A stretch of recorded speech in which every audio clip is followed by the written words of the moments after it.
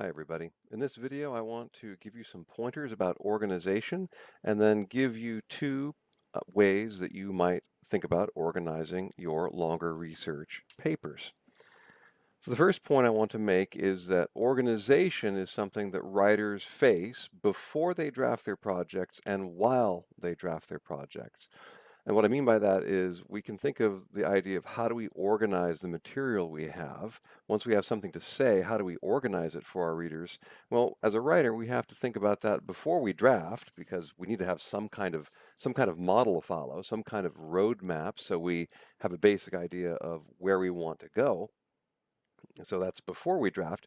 But also writers realize that as they draft, as they follow their roadmap or as they build their model into their full draft, they have to be open to the fact that we change our organization sometimes. We alter the roadmap as we go along, and we have to be open to that as well. So we have to think about organization before we write our drafts, but also while we write, be open to the reality that our ideas shift, our organizational patterns may develop in different ways we didn't anticipate, and we may discover a different way to organize as we are drafting. Now, if you haven't already, please make sure you download and print. Ideally, you print, but at least download and look at these two handouts, the parts of an academic essay, the thesis and defense model, and the parts of an academic essay, an alternative question and answer model. Okay, so let's talk about a few general points about organization. Remember that writing, any kind of writing, at the end of the day is about solving problems. Now, what do I mean by that? What I mean is that whenever we're faced with a writing task, whatever that task is, whether it's assigned to us or whether it's something we're taking on in our personal life or our professional life, we have a problem to solve, right? And that means asking a bunch of questions. How do we respond to our audience? What are we writing about? What's the best way to shape what we're writing about? How do I focus what I'm writing about? What does my audience think about this topic before I start writing? What do I want to achieve in my paper or in my communication? All of those are problems to solve, right? And as you can tell, and from what I just said, in writing, everything ultimately comes back to your audience and your purpose. Um, and that's true for organization as well. We have to ask ourselves as writers, who am I writing to? What are my purposes in this writing? And what are the best ways to speak to my audience and the best and most effective ways to convince my audience of what I'm saying, right, in my writing. How we organize a paper also depends upon the material we're writing about, like the content that we're writing about. Different different material may require slightly different ways of organizing, so we have to be open to that as well. Another point to make is that as writers, we do need a model for our papers, some kind of outline or structure, at least a little bit before writing them. Now, some professors may say you need a full outline before you're writing, before you draft, or a topic sentence outline. I tend to be a big believer in that because I like having a roadmap to follow before I draft.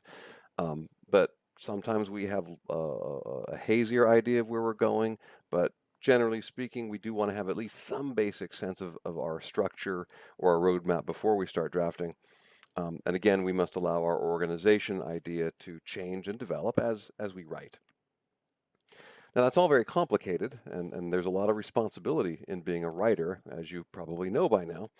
But the good news is that academic readers and educated readers more generally, we do tend to have some shared expectations about some basic conventions of organizing an essay. So we don't have to reinvent the wheel every time we sit down to write. So first of all, let's talk about some general points of agreement about college essays. So these points tend to be true in general about most academic writing, whatever our assignment might be. And here are, as I can see it, the general commonalities that all college writing has. Academic essays, college essays, at the end of the day, they tend to have a beginning, a middle, and an end. Actually, I would say they always have a beginning, middle, and an end in some way.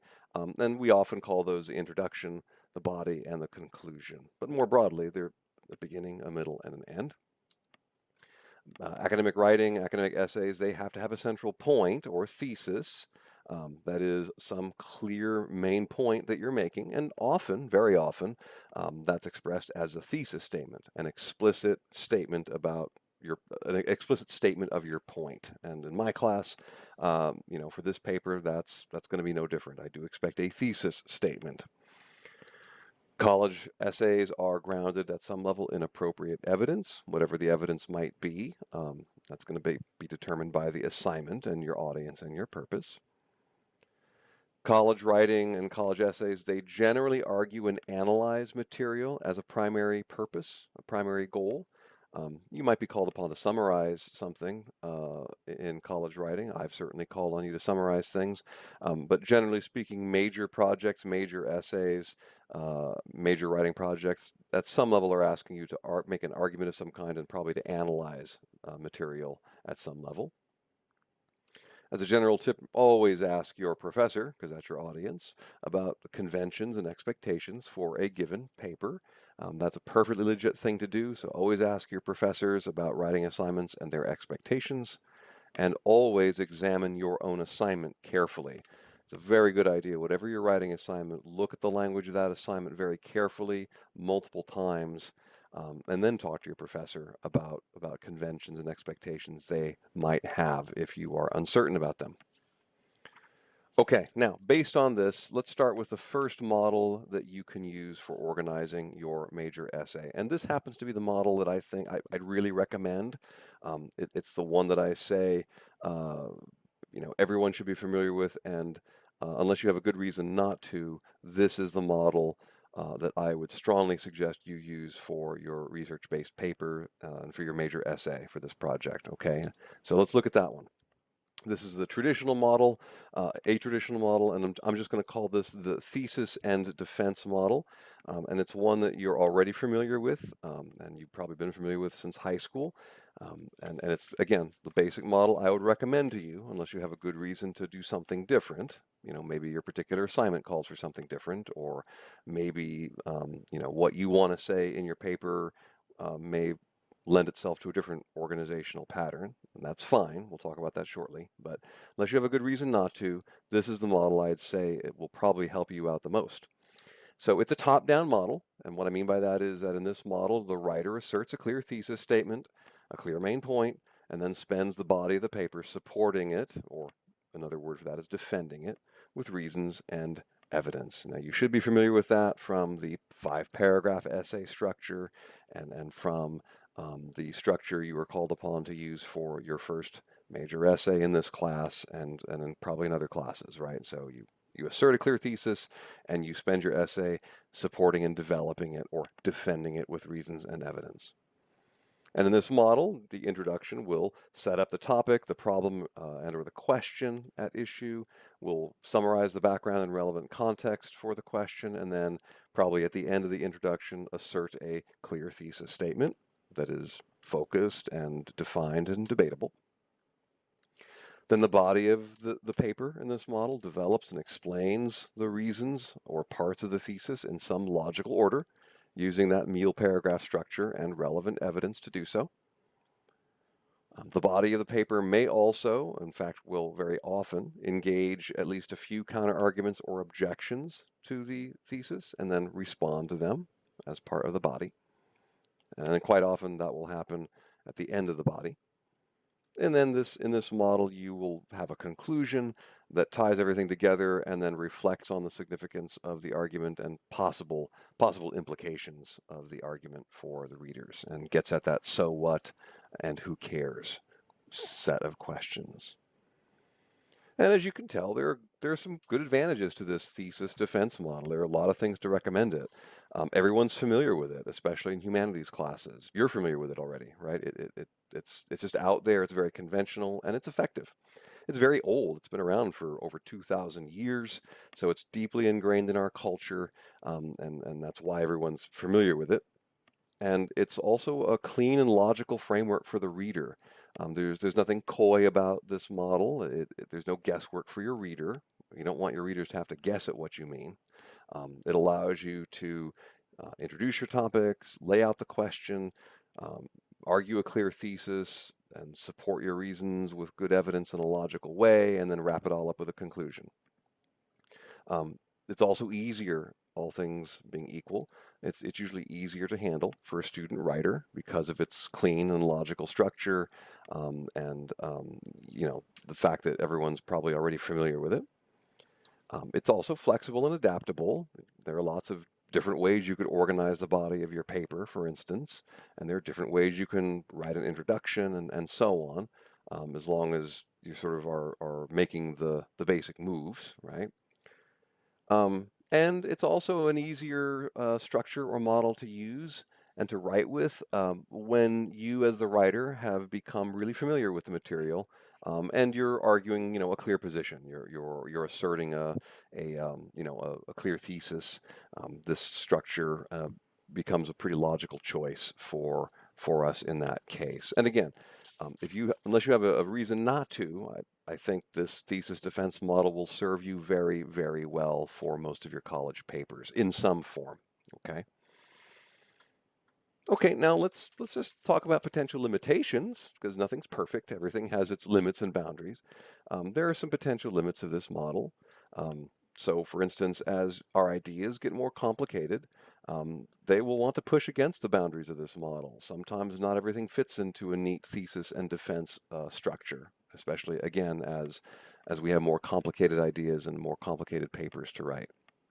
And we have to remember, of course, that different research projects call for different organizational models. For instance, sometimes we may want to explore a problem or a question before coming to a conclusion in our writing. In fact, some classes may even ask you to write a paper this way. That's why it's very important to, read every assignment on its own terms and to talk to your professors. But sometimes we do want a different structure. Sometimes we might be called upon to spend some time just educating and informing our reader before asserting some kind of conclusion about the material. And that may depend on your audience and your purpose and the material that you are writing about. We might want a different structure. And then, just sometimes we might be given the freedom and the leeway to be a little more creative or personal in how we approach a topic or in the paper that we're writing. Again, depending on the assignment, the purpose, and the audience. And in those cases, we might want a different model than just the thesis defense model. Okay. So if you're interested in an alternative model to the thesis and defense model, then I'm going to talk about one right now, and that's the question and answer model. You could use this for your researched essay if you feel like it would be a more effective way to handle your material and more suited to your purpose and your audience. But again, unless you have a specific reason to use this model, I strongly encourage you to do the thesis and defense model. But let's talk about the alternative model and what it can do for us, okay? In this model, it's more explorative. And in this model, you will pose a question or a problem very clearly somewhere in your introduction. And then you will explore the evidence as you work toward an answer or a solution. So in this model, your introduction will set up the topic, problem, or question. It will assert that question or problem very clearly. In fact, it may even simply, in place of a clear thesis statement, you might actually explicitly say, here's the question that you are exploring and that you want to answer in the paper. And then the introduction will often tell the reader what you're going to do in the paper to develop an answer. So a possible way it might work in this kind of structure is outlining the problem and what's at stake in the problem, posing the specific question that interests you, and then telling your reader what you're going to do, what you're going to explore in the body of the paper in order to answer that question. In this model, the body will lay out the potential answers or alternatives for the question and then examine the evidence. We'll note that in this case, because you haven't necessarily asserted a controlling thesis in the introduction, the body of your essay will tend to work toward a conclusion. And then your conclusion is where you would then finally answer the question or explain the solution clearly for your reader, and then support and defend that conclusion based on the evidence and the stuff that you have explored in the body of your paper. conclusion will also usually discuss the implications of your conclusions. And then note that in this model, the conclusion itself might be quite a bit longer than it would be in the thesis defense model. And that's because in this model, you tend to save your actual clear answer or solution for the conclusion, which means you might need some more time to elaborate it and explain it to your readers. And please note in this model, sometimes the body of the paper kind of bleeds into the conclusion in a way as you move towards an answer. Now note there are some challenges and caveats with this question and answer model that I want to emphasize for you. Note that this model is actually more difficult to pull off well because you're having to delay your answer or your conclusion, right? You're delaying it kind of till towards the conclusion of the paper, but you still have to keep your reader focused in an organized way throughout the paper, and that can be tricky to do, right? Like you are delaying your conclusion, you're delaying your solution or your answer to the question, but your paper still has to have a clear focus and center of gravity so that your reader is compelled to keep reading and understand kind of where you're going. This model can put a lot more pressure on you as a writer to figure out how to organize the body of the essay because you're exploring the evidence and exploring alternatives or potential answers or parts of the problem. So a little more pressure on you to figure out how to organize that body. Note that, again, many professors will probably prefer the thesis defense model that I've already covered, so keep that in mind. So always ask your professor. And then finally, if you aren't confident in your ability to handle your material using this question and answer model, then stick with the thesis defense model if that's more comfortable to you. But I do want to offer you this alternative model just as another traditional way you can actually organize and work through a research material that could be helpful and fresh for you and pretty effective depending on your mood and depending on the material and your purpose in the essay. Here's some final thoughts. Remember, writing is about solving problems, and how to organize a paper is a writer's problem to solve. We can think of that as a challenge, like a puzzle, really. It's a problem to solve. How do we solve it for our readers and for our project? Please note there are models we can use. We don't have to reinvent the wheel every time we write a new paper. I strongly suggest that you make some kind of outline of your paper's ideas before you draft. A good old standby for me that I tell my students is try and do at least a little sketched topic sentence model, a topic sentence outline, which would include like your main point or thesis, then the supporting points that you need to make or that you want to hit upon in the body of your essay, along with a brief list of the examples or evidence you're going to use for each supporting point. I think that can make a good roadmap to start your draft as you're drafting your research paper. Please note we often discover organization through some actual drafting. So even though we have a roadmap, and you should give yourself a bit of a roadmap before you start, remember it can develop and change as we get our ideas out there on paper. And please also remember that writers don't necessarily write a draft in the same order that readers will experience the final version. And all I mean by that is keep in mind that just because when a reader sits down to read your paper, they're going to read, from your introduction straight through to your conclusion. That's the way they're going to read it, right? But just because that's the order in which we as your readers read it, that doesn't mean that that's the order in which you have to write it. In other words, maybe you could not spend a bunch of time worrying about your introduction, but instead, why don't you start with getting your thesis statement down if you're using the thesis defense model, and then write out the body paragraphs first, and then worry about your introduction later, just for example. So all I want to emphasize here is this basic truth that just because your audience reads your paper from beginning to end does not mean that you would necessarily have to draft it in the same order that your readers will read it. Sometimes writers start with a thesis and body paragraphs, or they may start with a couple of body paragraphs or something like that, and then come back and write an introduction and a conclusion later. Okay, I hope some of these tips have been helpful. Remember, you can, oh, yeah, sorry. Remember your audience and purpose. That's always my final thing, right? Your audience and purpose determines how you will solve the problems of writing your paper. So you want to always ask yourself those questions about audience and purpose. Okay, so hope you found some of this helpful, and remember, you can always go back and follow and reread these two handouts, which I have provided for you in the module. Good luck writing.